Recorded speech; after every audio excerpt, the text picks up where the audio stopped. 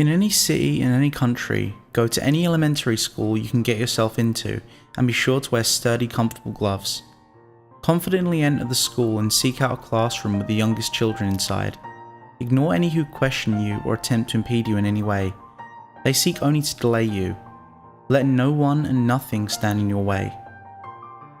Once in the classroom, approach the instructor, stand face to face and demand to see the holder of the game.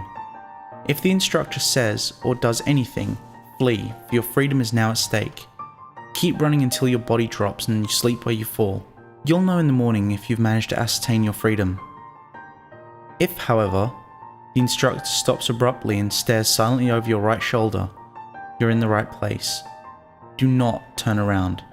Instead, announce with as much confidence as you can muster, "It is time for the game."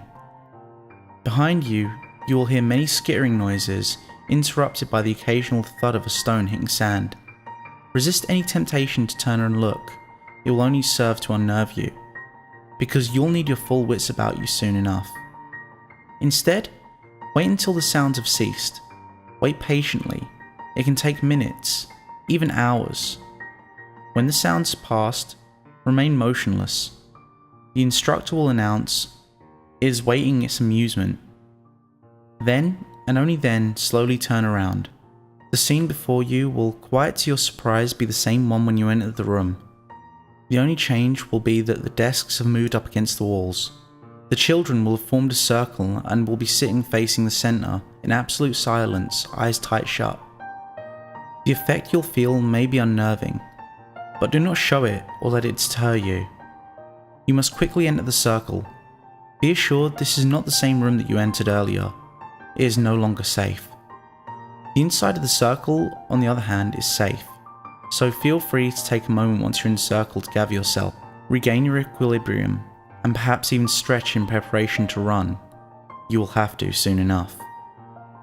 When you are prepared as you are able, approach any child and stare at their eyes, shut as they are. You must ask, how does it entertain? Stare intently into the child's closed eyes, waiting for their response. If there's no response, move quickly to the next child on either side and repeat the question.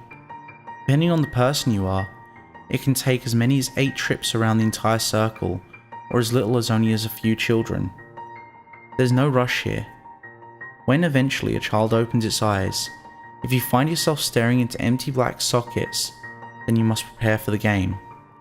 After a pause, the child's face will contort into the look of rapt excitement. The holder is coming. Before you will again hear the sound of skittering and stone hitting sand. This time, however, you will hear the sound of running feet. Resist the urge to turn and look at what is rushing so eagerly towards you. It will not take long to arrive and join the game, eager to play. Its arrival will be announced by high shrieking laughter, and it will persist until you turn. When you do, you'll find yourself face to face with the holder of the game. The holder of the game can appear as anyone who was ever a child. Do not be fooled. This does not mean it is one itself. It will be dressed conservatively, in whatever clothes are appropriate for its guise. The only distinguishing mark will be the mild look in its eyes, the look of complete, utter exuberance. Do not meet its eyes. You will only be distracted then, and you really can't afford that. The holder will extend its right hand, keeping its left tucked behind its back. It will ask, "Shall we play?" Ignore its words and its offer of greeting. Instead, concern yourself with its left hand. Those gloves are necessary, for if any part of the holder's hand should touch any part of your flesh, you'll be doomed to the circle for eternity. Thus is the nature of the game. Carefully remove the object from the holder's left hand. The holder will make a great show of resistance, but you'll find it surprisingly easy to retrieve the object. A simple rubber ball. Once you're holding the ball, the holder will stop and begin staring at it with rapt attention. When you feel you are ready, remove either glove and hold the ball in your bare hand. Bounce it once on the floor and catch it. You'll feel great joy as if all your cares and worries have been lifted. Do not allow yourself to stop enjoying this feeling. Turn and run for the door. From behind you, hopefully, you'll hear sounds again. The seeker approaches will echo in your ears. The halls will reverberate with the sound of every child in the world counting 1, 2, 3. Do not concern yourself with counting, or anything at all. Merely clutch your prize and run, using whatever means you possess to travel as far away from the school as possible. You will know if you make it in the end.